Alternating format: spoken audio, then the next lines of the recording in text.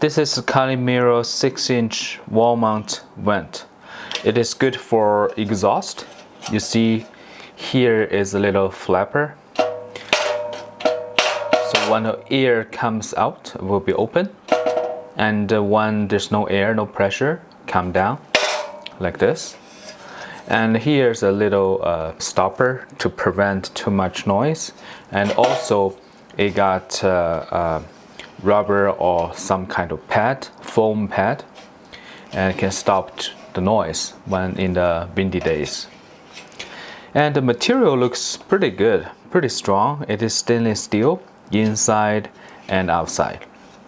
Also it got little this one, and when you push in it can hook on the edge. They use the welding, a little bit point welding, so the quality should be no problem and there's no leaking. And if you can look inside here, the hinge is made of steel as well, so I don't think it will be broken after using very long time.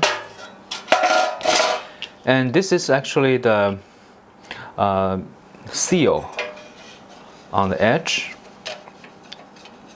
like this, just prevent the water coming in, and come with the 4 screws. Alright, I hope this video can give you an idea how it looks and how it's made of.